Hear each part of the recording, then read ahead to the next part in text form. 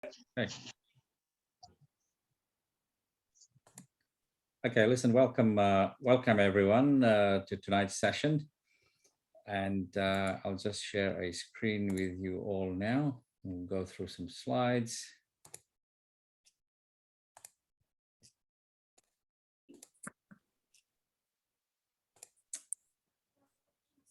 Okay, hopefully everybody can see that clearly.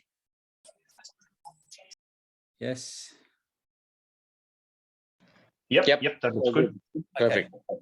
So those of you who haven't heard me before, just very quickly, my background there is mostly in banking. I've spent about 30 years plus in banking, and I was the key contact in every banking role that I worked with APRA and with the RBA. And I have a fairly good understanding of what makes the market tick, and spent about 24 years of my life in global markets as well. So hopefully tonight I can give you some insights into what is happening in the property market. Of course, interest rates is very topical at the moment. I'm sure most of you listening would be wanting to know what impact that it have on the property market. So I will try to cover that, and I will make some predictions as I always do. I give you some insights, but I also make some predictions. Okay, we will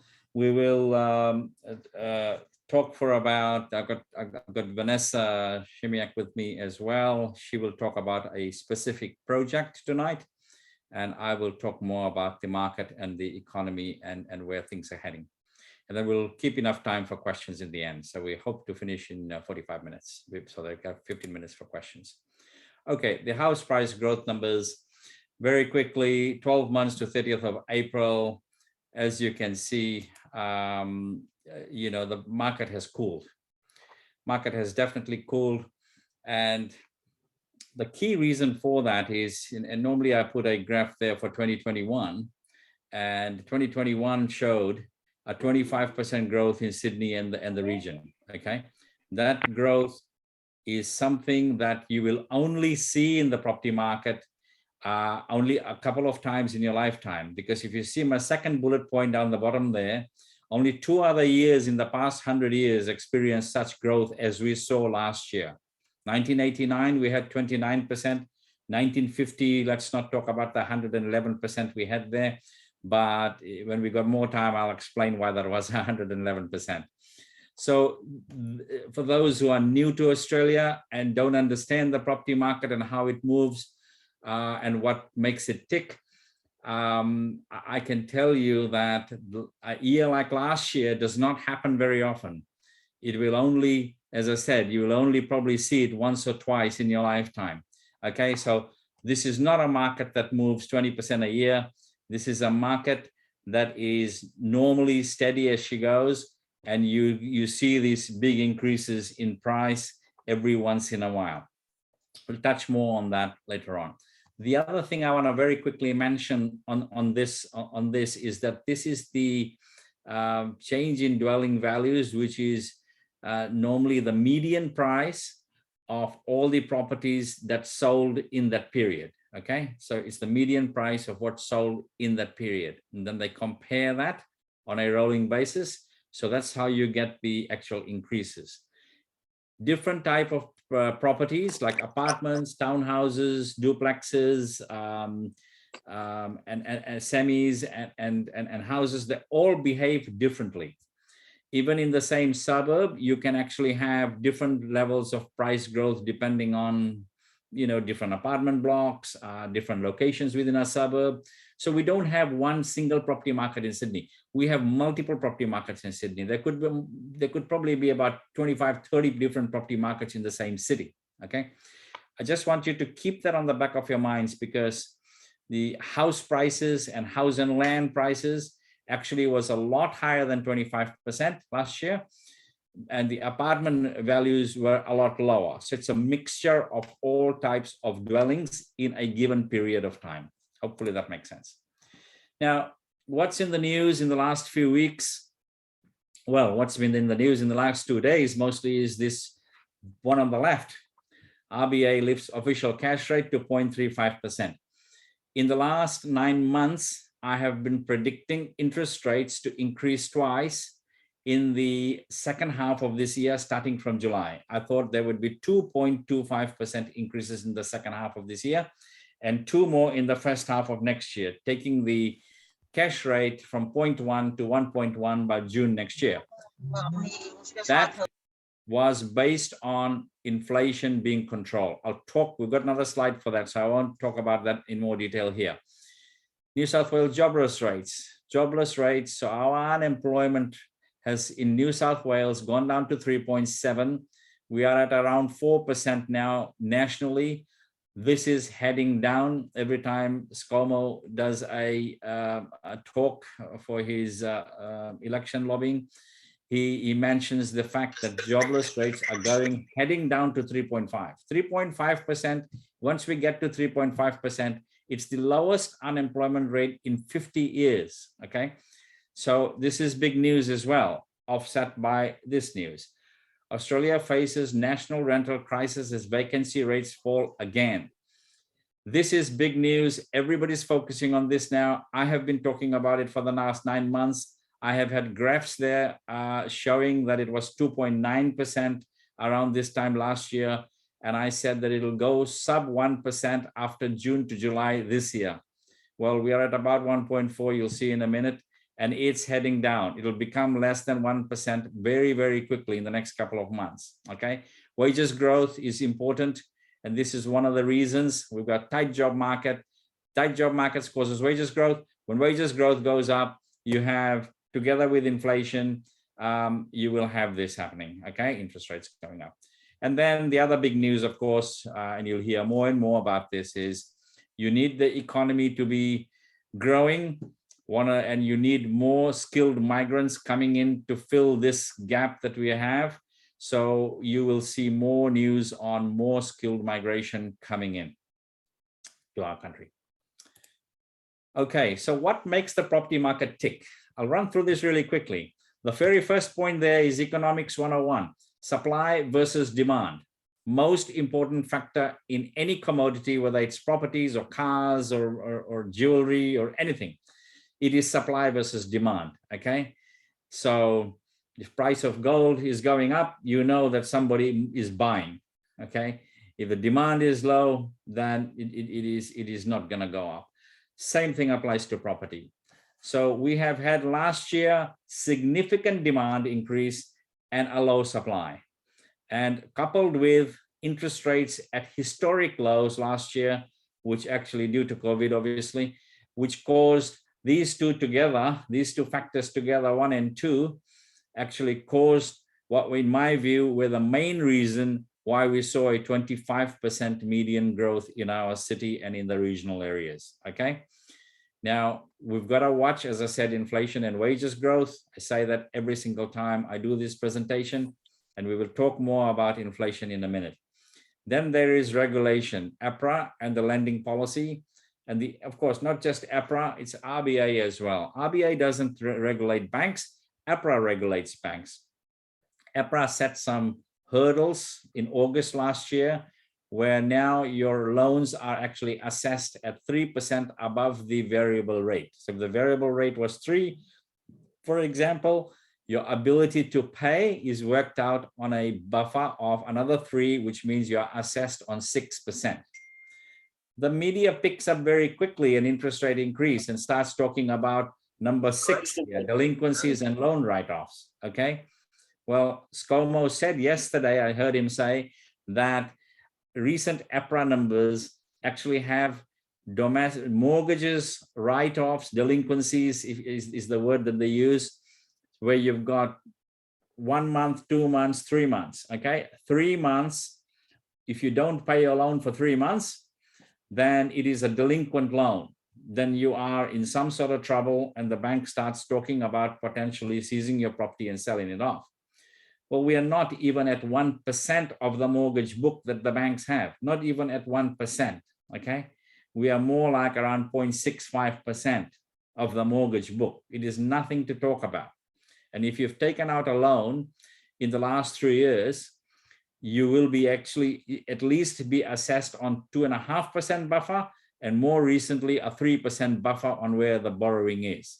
So the chances of number 6 happening, and you see a lot of mortgagee in possession sales, is not going to happen. It's scaremongering by the media. So I hope I'll make that point very clear, that property prices go down mostly because of number 6, when people cannot pay their loans off. The second reason why property prices actually go down, and go down a lot, is when unemployment ticks. Okay, when unemployment goes up, if unemployment goes up to 10, 11, 12%, you will see a lot of delinquencies and loan write-offs, and you'll see property prices come down. If you don't see mortgagee in possession sales, property prices generally do not go down. Okay, that is my, in my 40 years in Sydney, I can tell you that is a fact. Okay, and I've spent over 34 years in banking now, and sat on a lot of risk committees discussing mortgage books. Now, moving on, the fourth one there is very, very, very important. So the reason why our current government is beating its chest about unemployment being low, that is the best sign of a strong economy. When people are employed and you've got chronic shortage, as we do now, of skilled labor, you can't hire people. There are less people than there are jobs advertised at the moment, okay? And the GDP number is also very important. We need good, strong economic growth. For economic growth, you need people to spend money. People have saved up a lot of money during COVID, and you can see that is now translating into GDP going up because they're actually out there spending money. They're renovating their homes.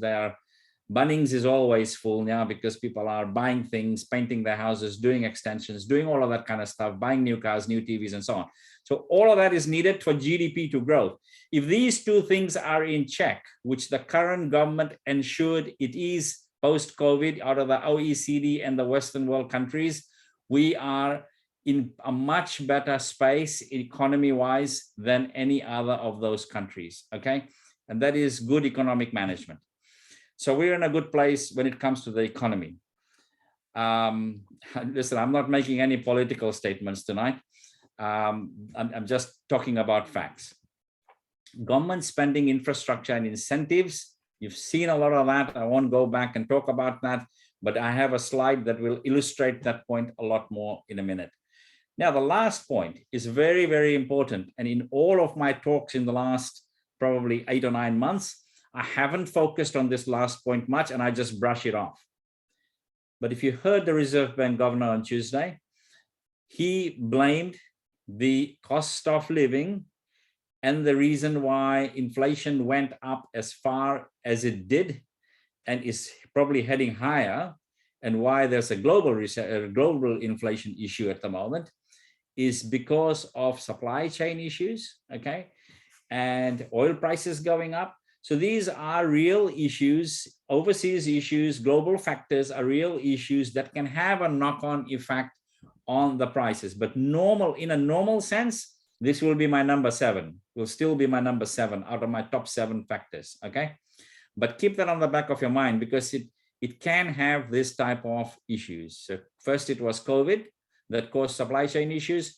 And then now mostly on the agricultural side and oil side, the Ukraine and Russia war is causing issues. Okay, so why did interest rates go up? I'm sure most of you listening are very interested in what is going to happen, okay?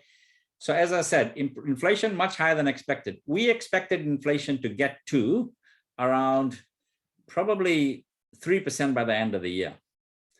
And once you consistently above 3, that because the RBA's target range is between 2 and 3, once you're consistently above 3, you will need to increase interest rates, okay? You need to pack back. The reason why the RBA does that is because they want the cost of borrowing to go up. If the cost of borrowing goes up, then you will actually be less inclined to buy those items that are in short supply. Let's say cars are in short supply. And you know, it'd probably be more of a deterrent for you to go and buy an imported car if your cost of borrowing is high. And that's the rationale I can give you as to why they have to do this. Okay. The second point there is wages growth. So in the US, they're expecting the inflation rate to be around 3% 3.5% by the end of this year. I'm talking about like late last year, right? But it's already 8% in the US, and it's tracking even higher in the UK. So these countries are all doing that, and RBA had to actually act to do that. Wages growth is picking up. Unemployment is at 4%. And I said at 3.5, if we're heading there, it'll be 50-year lows. Job vacancies to job at the very high levels. Now was the right time to begin withdrawing some of the extraordinary monetary support. So everyone is sort of focusing, the media is focusing more on, well, interest rates went up like, first time in the last 10 years. That is not such a big deal. We all know why interest rates went down to 0.1%. I'm talking about the cash rate. The reason why it did was that was probably one of the only big levers the government could pull, the Reserve Bank could pull, to stimulate the economy in the worst pandemic we have seen in 100 years. So now the fact that it's going up slightly, the media is trying to make up a story or a headline that all hell's broken loose now and people will not be able to afford their loans. Well, if you had a loan 5 years ago, 6 years ago, 7 years ago, like I did, and we were paying 4.5%, and suddenly it went down to 2.3%, I was very happy because I was paying less. Now, slowly, I've got to pay more again. It doesn't mean that I'm going to lose my house. So all this dramatic news, please cut it out of your, out of your perceptions, because nothing dramatic is about to happen. Okay, I'll make that point because it is a very important point. The media overplays these things. So given this and the very low level of interest rates, it's appropriate to start the process of normalizing the monetary conditions. And again, the Reserve Bank governor said very clearly, if the inflation target rate is 2.5, midpoint of 2 to 3, then one day you will see interest rates, the cash rates, come back to 2.5. That is a given, because one is hand in glove, one goes with the other. You don't want inflation to go to 6.5 and you're still at 0.1. You've got to come and meet at a medium. When that will happen, we don't know. Okay. It'll depend on how things play out. That's my second point. Where to next? The futures market is always ahead of itself. So if you understand the futures market, the interest rate futures market, they've already priced in the cash rate to be at 2.5 by December this year. It's not going to happen. Okay, it will depend on a number of factors. So expect another 2 to 3 increases of 0.25% this year. It could happen sooner rather than later. We could see one in June, one in July, one in August. But our inflation numbers, this number only comes out quarterly. So I suspect we will probably see another 0.25 happen next month. And then the RBA will wait to see what the inflation number is. That's my prediction. And then based on that new inflation number and how the second part plays off, the pace of growth will depend on, this is the interest rate growth, how quickly we can resolve the supply chain issues and where wages growth is going and other global factors. So it's not something that, you just decide one day you're going to put interest rates up. They discuss this in their board. The board is an independent board. It has nothing to do with the elections, nothing to do with the 2 different or 3 different parties we have in this country. It is simply a decision made by the Reserve Bank. Okay, there is no correlation between that. You cannot influence.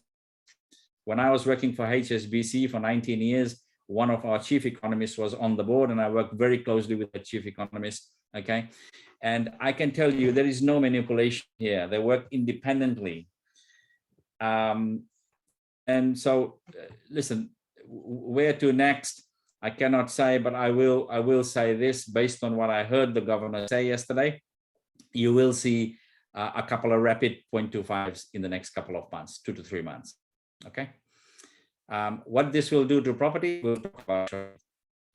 Now, I said I'll talk about infrastructure spend and incentives.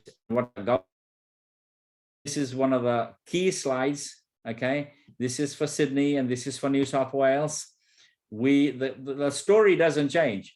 Interest rates will go up and down. The story, the macro story, the trajectory that we have in terms of the New South Wales Treasury's plan for our state, for our city, does not change one iota, okay?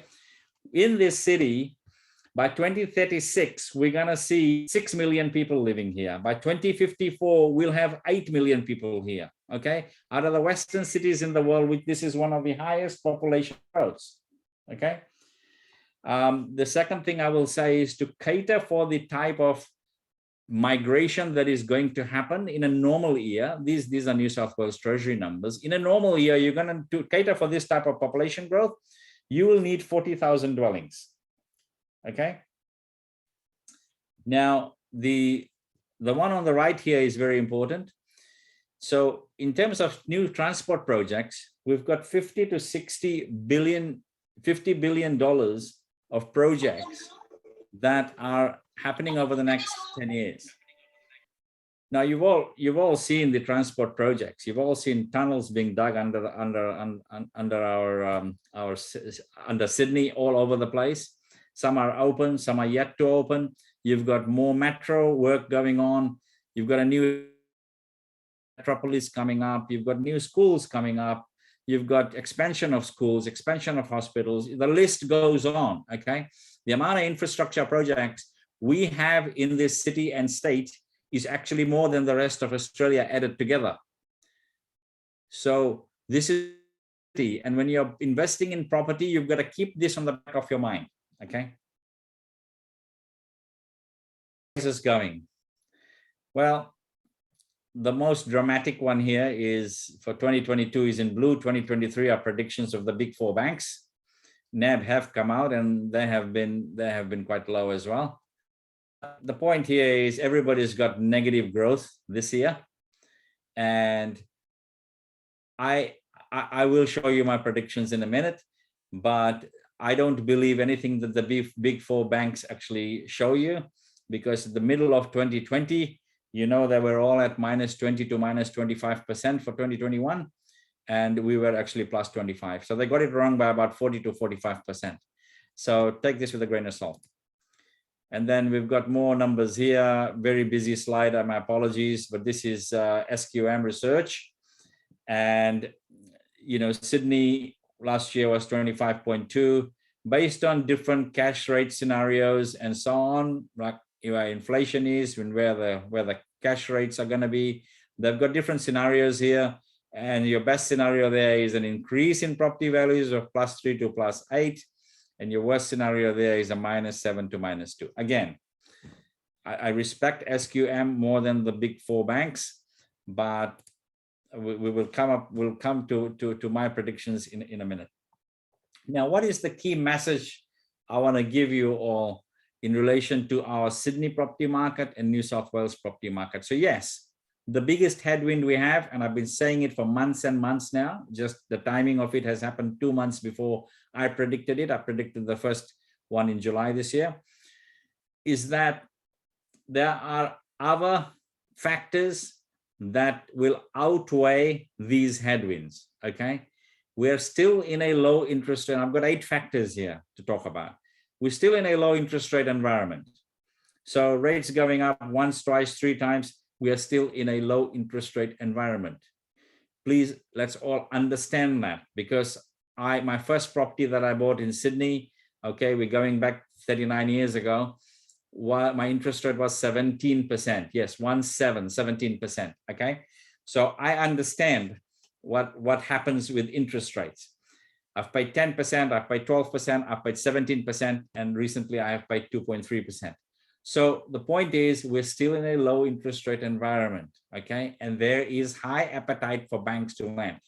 Everyone listening, please keep in mind, the bank's biggest part of the bank's balance sheet is residential mortgages. If a bank has $800 billion in assets, 400 billion, 50% of it is residential mortgages. That is their bread and butter, and they will always make an average of 2% margin on residential mortgages. That's their bread and butter, okay? That's where the banks make most of their money.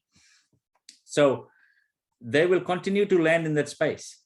So lending is not going to be an issue. Rates are going to go higher and you'll be assessed on a higher rate. That's it, okay?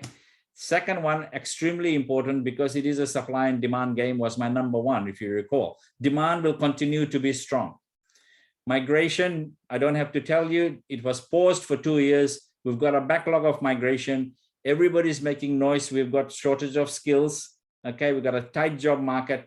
They will continue to accelerate this, irrespective of which government wins. We have got students, tens of thousands of students coming in. That is causing a major issue with rentals now. Investors are coming into the market because of the returns. Okay, they're going to Sydney as well as New South Wales regional areas. In some places, and we sell properties where we can demonstrate to you where it's cheaper to buy than rent at the moment. Okay, this is a new phenomenon. It's because rates are so far down and returns are so far up and heading higher. That phenomenon will continue. And foreign buyers, FIRB approvals, foreign investment review board approvals, they are heading up. We've got a lot of people who don't have their visas yet, but they're buying properties here. Okay, mostly that is happening in the higher end of the market. So the $5 million to $20 million properties, but it is happening. On the other hand, supply is significantly down. Now, the release of new land is definitely lagging demand. And this is councils are to blame, and now the New South Wales government is now trying to take the matters in their own hand. And you might have seen some news recently in the last couple of weeks where they were and away from the council so that it happens quicker. Yes, there is some politics when it comes to councils and how quickly they release land. So this is not happening quickly enough to cater for demand. And that was one of the reasons last year why land values went up so much. It could not keep up with demand. The apartment construction actually went down because COVID, a lot of people paused. And cost of the apartment went up as well. So that is another factor which causing that your apartments in 2021, that the commencements actually are down 70% from the commencements in 2016. So what this is telling you is in 2022 and 2023, there will be significantly less apartments completed, okay, at a time when demand is actually increasing. So the graph for demand is going up and the graph for supply is coming down. That can only do one thing. It's going to push prices up. You can write it down now. It is going to push prices up in the next 24 months significantly. Okay, this is my third point. And I'll go to the next one. Number 4, the cost of construction is up. If you do nothing, if you do absolutely nothing, if none of the other factors actually happen, and the cost of construction goes up, guess what? The price of property goes up. Very simple, okay? So that is an important factor as well. Fifth one, as I said, rentals are heading up and up, and there's a chronic shortage of properties. There is a massive issue. The project that we're going to show you today, Vanessa will talk to that. But just generally, I have been talking to at least 5 agents a week over the last 4 weeks. Every single one of them are telling me that for every property, there are 30, 25, 30, 40 applications on day one. There is a chronic problem here, okay? It can't be fixed in the next 2 months. There's no magic wand that will fix this in 2 or 3 or 5 or 6 or 10 months. It cannot happen. If hundreds of thousands of people are gonna come here and you don't have the properties, rentals are gonna go up and we're gonna have people sleeping on the street. This is a real issue. This issue I have been talking about for anyone who has been listening to me since about July last year. I have been talking about this happening in the middle of this year. It's happening now. And so every week you see a media about this now. The media catches on after the event.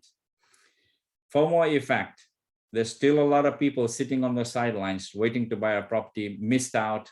And we get a lot of people who come to us and say, listen, I can't buy land in Sydney anymore. Where can I buy? Where can I invest? I've got money. So that FOMO effect is continuing, irrespective of where interest rates are going to go. Consumer confidence is still high, okay? I know there's a lot of hype about cost of living. Oil prices are not gonna stay high forever, okay? Cost of agricultural goods are not gonna stay high forever. Consumer confidence is still pretty high. Consumer confidence is high when you know you've got a secure job, when you know you're not going to lose your job, and you know you are actually saving money and spending money with confidence. Business confidence is high because they are actually expanding. That's why we have got a chronic shortage of skilled labor. Last one, you can read that before I can say it, okay? We have got a very strong government. These 8 factors against the interest rate increases. So keep in mind, one factor is not going to change the market, okay? It's not. So very, very important for you all to understand that. This chart here, or sorry, this table here is actually showing you what I already said. So March 22, we're at 1.4% vacancy in Sydney. That was 2.9% in 1 year ago. This is heading lower, okay? It's heading lower. By June, you will expect to see this at 1%. In the second half of this year, God help us, because we will be at chronic levels. We could even go down to what you're seeing in Perth at the moment. Adelaide is at 0.2. You cannot find a rental property in Adelaide at the moment. And we do talk to agents and people in Adelaide. It is chronic, okay? 0.7 is pretty bad in Brisbane. We are heading there really quickly. What that's going to do to rentals is rentals are going to go up another 20 to 25% in a very short period of time. Okay? If you want to go and negotiate your rent, if you're living in a rented property, negotiate now and lock your rent in for the next 2 years if you can, because it's going to go up even more. Okay? Very important to note this, because that causes now. So rising interest rates versus my 8 factors for the next 2 years. This is my prediction, okay? And I did say to you, Sydney is not a single property market, nor is the regions, okay? We have got multiple, and different properties will behave differently. This is what I predict will happen in the next 24 months. The properties that are in the $500,000 to 1.2 million will continue to have high demand. They will have high price growth. I don't care if interest rates go up by 2%.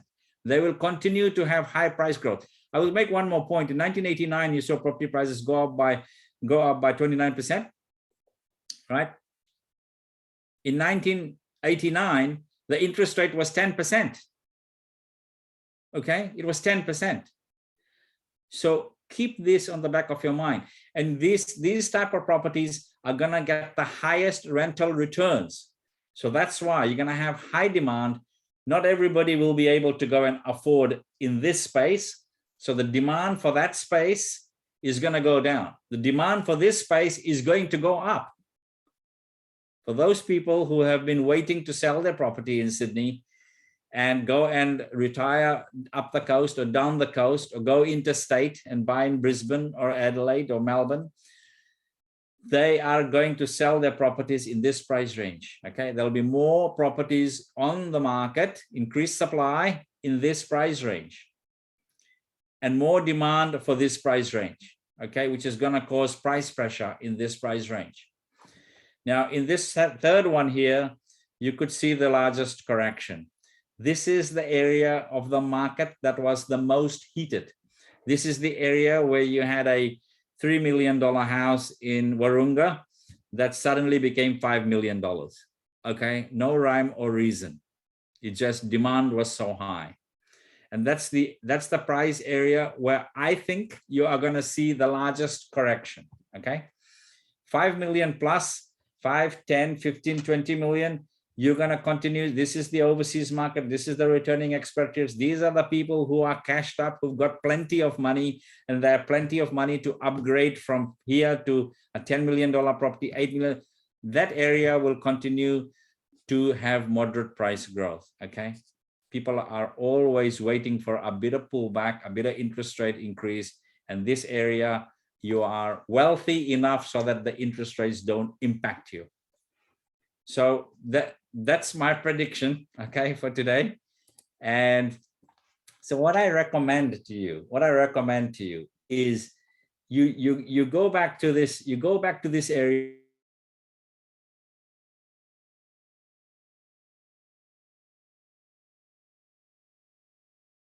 to focus in. Okay, this is the area, and the reason for that is is what I've already said. But what you can do buying a brand new property is you can go and buy a land now, or if you're buying an apartment, you could buy an apartment now, and you pay a 10% on the land or a small deposit on a house, and you lock the price away.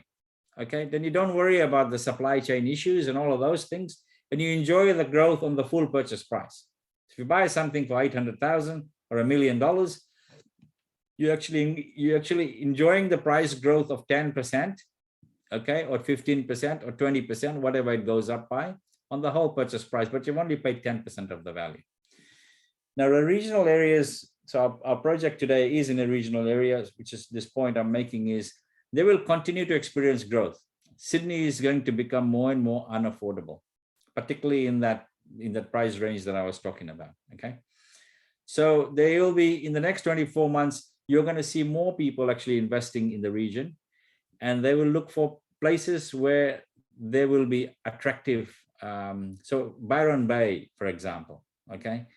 You've seen, like, if you look at all of Australia and you see where the prices have moved the highest in the last 12 months, it is the coastal areas that went up more than the other areas. Okay, I mean, this is well documented. I'm sure you all follow what's happening out there.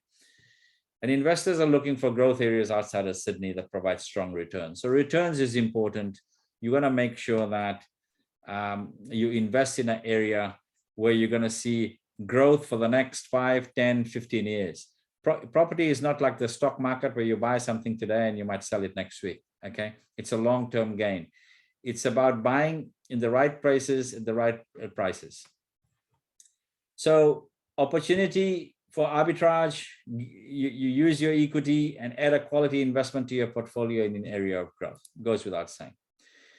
Now, this is a very simple illustration of what actually is happening in our economy and why I think property values overall will continue to tick up. Number one, you got economic growth happening. That's going to continue. Jobs growth is going to continue.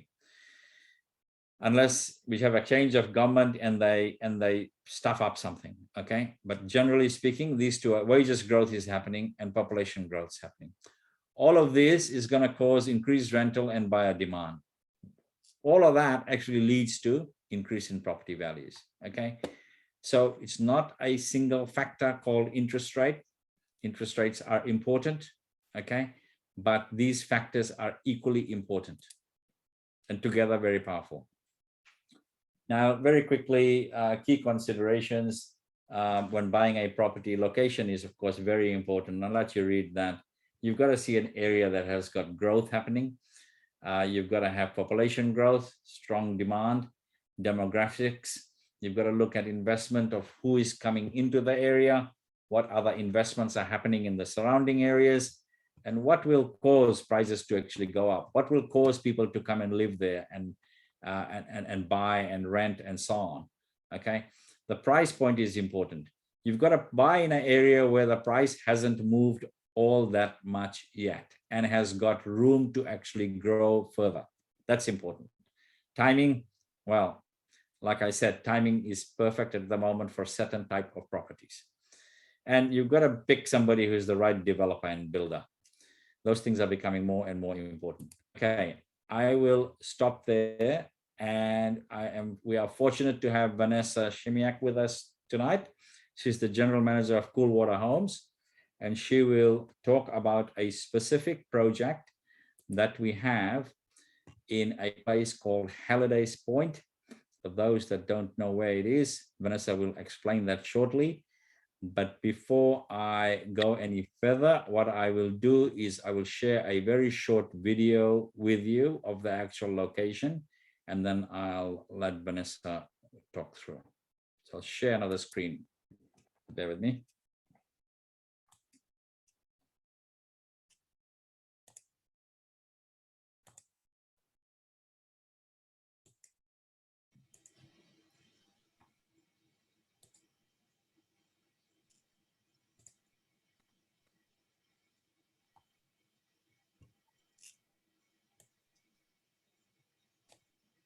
Okay, hopefully everybody can see that.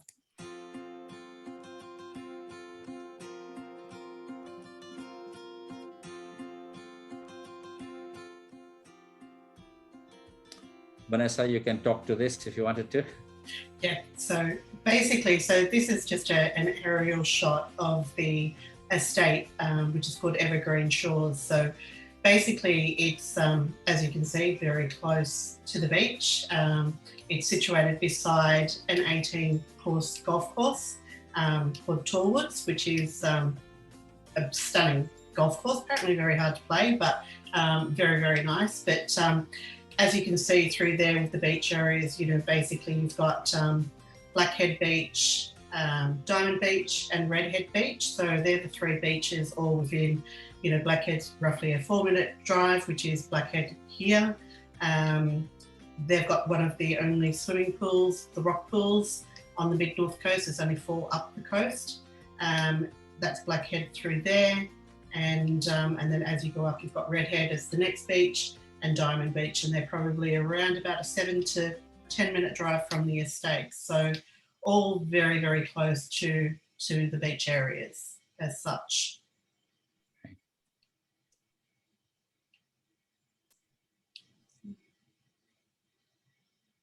But while Sachin's bringing the next slide up, I'll just go through basically quickly with what Sachin's just finished with about the market and what's happening with the market. I do a lot of work and have done for many years now with domain.com and a lot of research, and we've spent the last 5 years basically working on, you know, what's happening in the mid-north coast regions and the regional areas and things like that.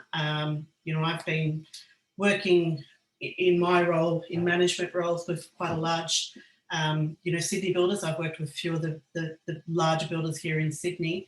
But basically, you know, we've known for the last 5 years that the regional areas are starting to get the growth. And the most searched area on any platform at the moment for realestate.com and both domain.com is the basically Port Macquarie region. So anything from kind of Newcastle to Port Macquarie.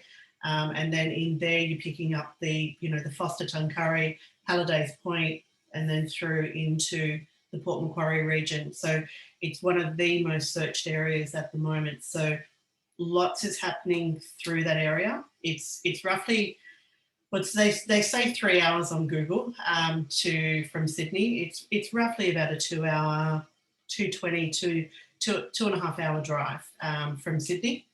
It's an easy drive. It's expressway all the way. As of Australia Day this year, the announcement was made to do the infrastructure project to start over the Hexham Bridge. So at the moment, when you get to Newcastle, you do jump off the freeway, kind of go through into Raymond Terrace, and then jump back onto the expressway. What that means is the expressway now is going to be extended straight through from Newcastle. So you'll actually bypass all of that. And that will take a good probably 25 to 30 minutes off the trip. So realistically, you know, give it another, say, 4 years, it's probably going to be a fairly easy 2 hour maximum drive from Sydney. As I said, it's very close to the beach areas. 4 minutes down the road, you're at Blackhead Beach, which is stunning, which is more of a protected type beach for children, things like that. So they're the 4 exclusive coastal villages. So Halliday's is predominantly the region, but the villages inside that region is the Tallwoods, the Diamond Beach, the Redhead and the Blackhead. So this falls probably more under the Blackhead, but it's called Halliday's Point as such. So basically through those areas, as I said, they're experiencing astronomical phase of growth throughout these areas at the moment. So council is really pushing for rezoning through all of these areas at the moment. So you're going to see a very large growth from kind of that Forster region through to Port Macquarie. So the ULM states, oh, sorry, Sachin, can I just go back one? Yeah, so the ULM states that the growth has been 3.7% 74%. And there's been significant residential sales and dwellings that have already started and commenced in the areas. So, as I said, it's classed as a hotspot. There's lots of rezoning happening at the moment, and they'll really start to open these areas up. So the good thing is it's getting in early. This is this is the largest estate that will be one of the first estates in Hallidays to start. So there will be more coming, but it's a good one to get into at the moment because it's the first one. Prices are low, the bubbles, it's starting. I always say when an area is starting to bubble, it's a great time, like Sachin said, to get in. You don't want to wait for it to kind of price out, which we're seeing in some of the areas up there at the moment. If I could just move on to the next one. So basically, as I said, that's Blackhead, which is 4 minutes down the road. So literally you come out of the estate, straight up Blackhead Road, and this is where you'll end up in Blackhead. So it's famous for waterways, the region. So there's beaches, the forests. There's a total of 58 national parks throughout, including the World Heritage Area of the Barrington Tops. So you've got the benefits of coastal hiking, I mean, a multitude of different things to do. It's known for its beauty and provides, a lifestyle with leisure sports. The whale watching is just about to start at the moment because of the migration north. So, all through these areas, they do the whale watching. You've got swimming, surfing, canoeing, hiking, cafes, abundance of cafes and restaurants throughout the region. So you've got, some fantastic restaurants in Forster that are literally probably about a 12-15 minute drive if you've got a little bit of traffic. Some of those restaurants are hatted restaurants. They can, so it's very enviable area for lifestyle. So, people want to come into the area with their families predominantly. People want to rent into the areas. Rentals at the moment is running in this area at 0.7%. I will get some new figures probably hopefully next week. I've been dealing with a lot of the agents up there at the moment and talking daily, but basically rental is in such high demand at the moment, they just cannot keep up. So basically on average, they're getting at least 60 to 100 applications per dwelling. So I've been talking with a few of the agents that are begging me to potentially, once we've got a house to a certain kind of stage throughout the construction, that they've got such a waiting list to get tenants to come in, they can do a walkthrough through the house, and basically the day that we would be handing over, we'll be handing the keys straight to the tenant, because you just cannot get a rental property through there at the moment. It's near impossible.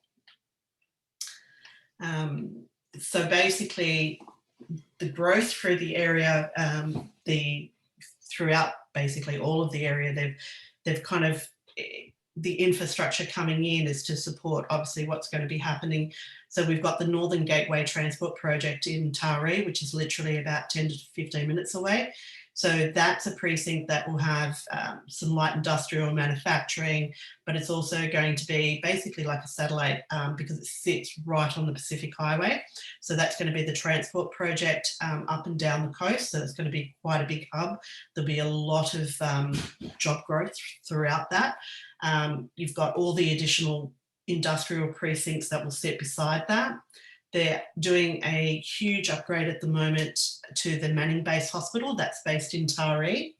And then you've got also all of the aviation related industries that will be supporting the regional airport at Taree as well. And they are doing regular flights to and from Taree to Sydney at the moment.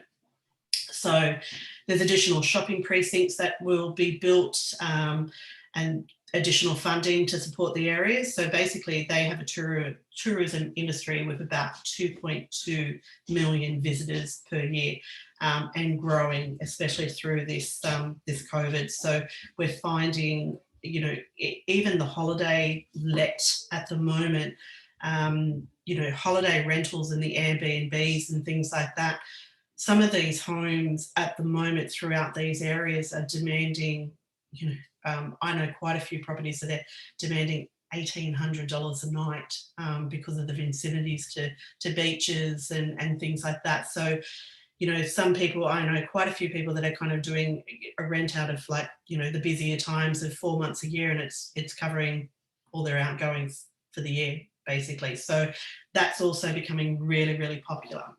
The Tallwood Country Club is the 18-hole golf course. It's got the country club. They're doing a lot of work there at the moment as well. So they're just building a church, which is just about to be completed. It's nearing completion. So they're going to start doing a lot of weddings. They'll have the function centres getting extended. So there's a lot of work happening there also in Tallwoods. So literally from the estate, it's probably about, well, depending on where you are, no more than, say, 4 to 5 streets away. So, if golf is a thing, you're literally driving around the corner and you're straight at the golf club with the golf course. So as you can see, looking at that map there, to the right-hand side of the map is where the golf course runs. And then down the bottom where you can see that road, that's Blackhead Road. And then that estate runs all the way up. So we've got 7 stages throughout the estate. Stage 1 out is sold out. We're into stage 2, probably about 40% into stage 2. So it's becoming quite popular. A lot of owner occupiers, majority. We do have some investors coming in, but we're finding a lot of people are wanting to come out of Sydney, and but we also have a lot of people that are, wanting to rent and things like that. So it's going to be quite a nice mix through there. So the advantages of buying into the early stage of the project is predominantly when we're in an early stage of the project, I'm releasing land at affordable prices. So I'm usually kind of under market values, releasing, I'll be meeting, kind of requirements that I've got to hit for my financiers. And then once I've hit that, then pricing obviously starts to move, which basically we'll be looking at starting to kind of move prices in June of next month.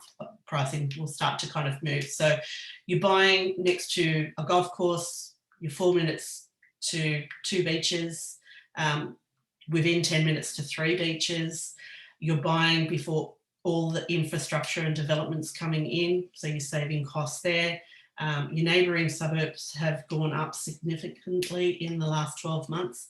You cannot buy in Blackhead, that is literally 2 k's down the road, probably under about 1.25 at the moment, and that's for predominantly probably a 50-year-old home that needs substantial work or a knockdown.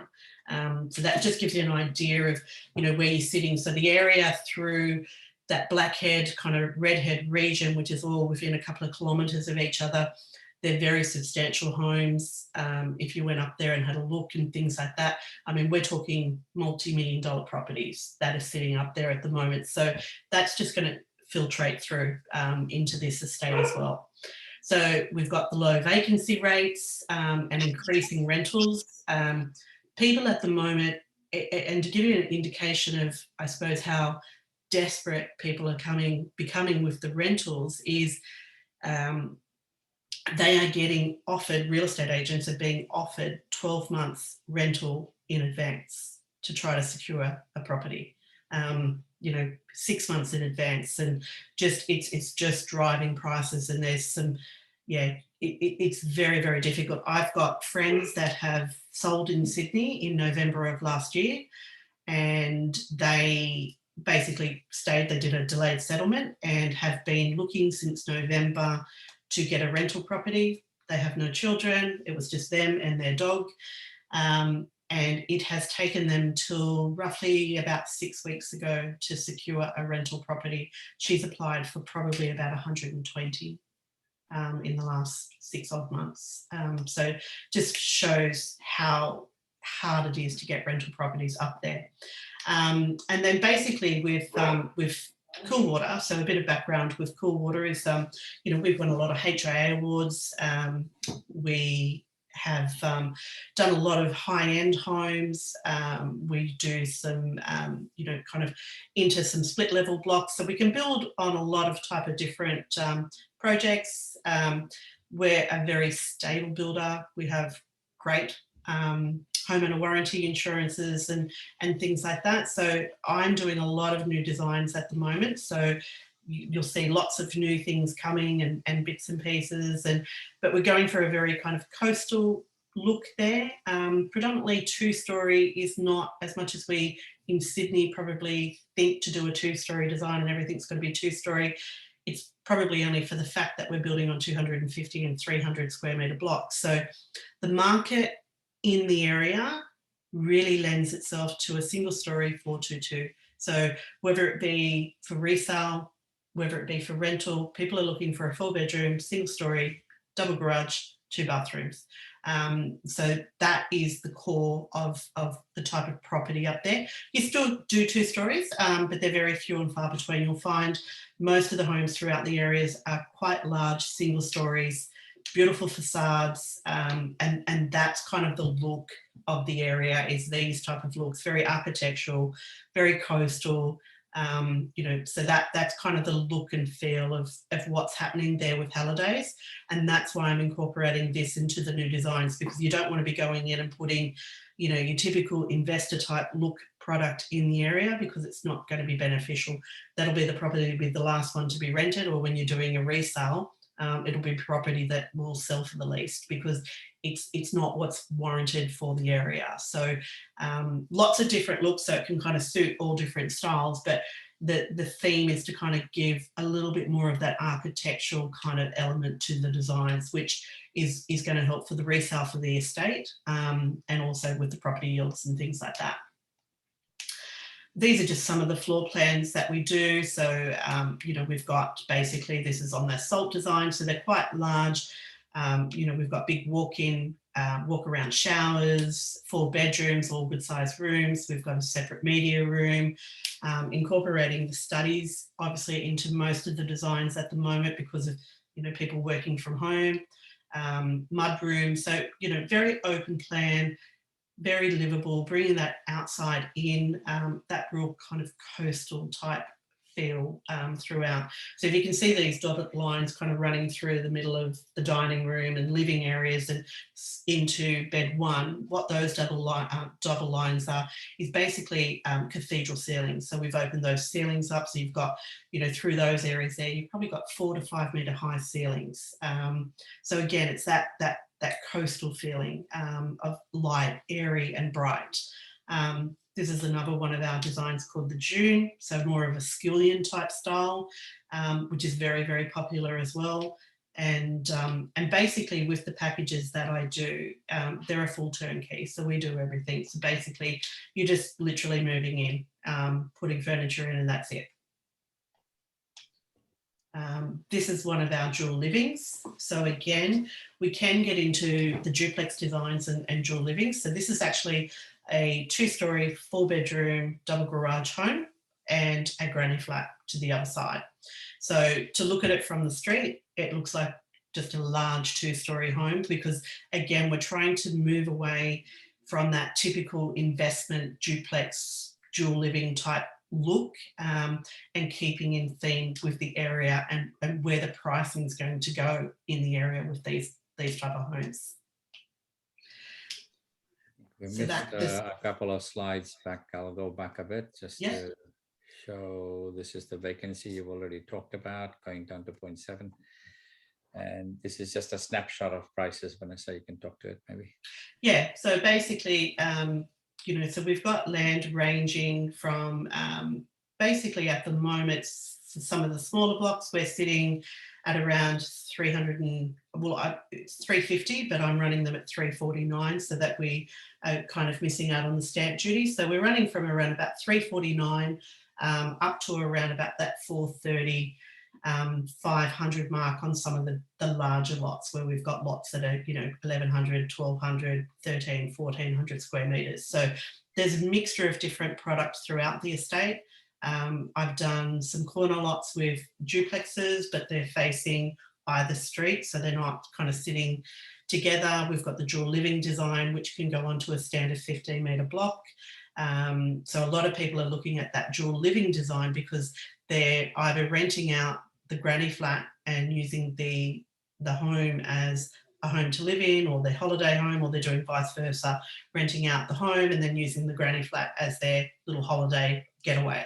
So that's becoming quite popular. We're getting a lot of traction on those. So it's just, yeah, so pricing and things like that, it's, as I said, you're coming in at the entry level. Pricing's, you know, on some of the other land estates is kind of moving very, very quickly. There was one land estate that was done there last year, and pricing's literally doubled and some on top of that. So as I said, I was doing some kind of work and a little bit of a, I suppose, a brainstorming meeting yesterday with domain.com. So we're looking at obviously the markets as well and what's happening. And Sydney, you know, will kind of probably in certain pockets will just, you know, level out a little bit. And like Sachin said, that 500 to 1.2 region will still be quite buoyant.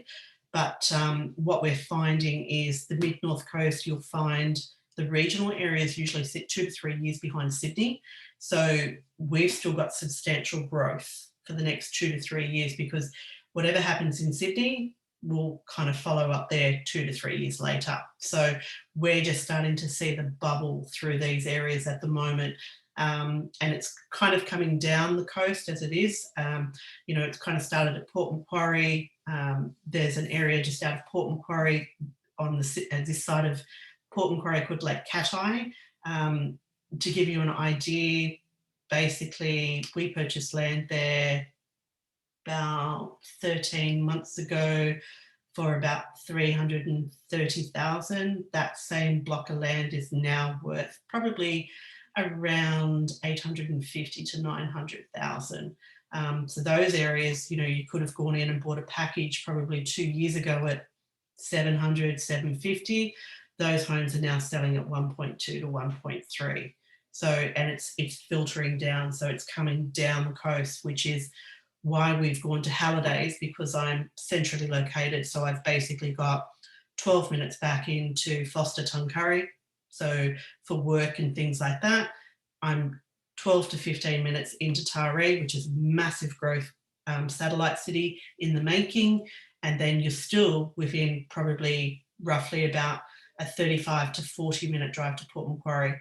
Newcastle, you're just on an hour back into Newcastle. And Newcastle's with the airport is also now taking the international flights. So there'll be the international flights coming in and out of Newcastle as well. So it's quite a central location and very untouched. So it's very pristine and it's stunning. I would suggest to anyone to get up there and have a look, because it's an absolute beautiful part of the world. Thanks, Vanessa. That's okay. Okay, so before we take questions, just to wrap up, why should you invest in property? Can you retire with super? I always finish with this slide, and I say to people that to generate wealth, you got to invest in property. It's very simple. I mean, if your house is paid off and you got $1 million in the bank, at the current interest rates, even though it's gone up by 0.25%, you'd probably get a 0.5% interest to 1% in the bank. If it's 1%, let's say it's 2%. 2% on $1 million in the bank gives you $20,000 interest in a year. So if your house is paid off and you're just relying on that, you cannot live on that. Okay, it's very simple.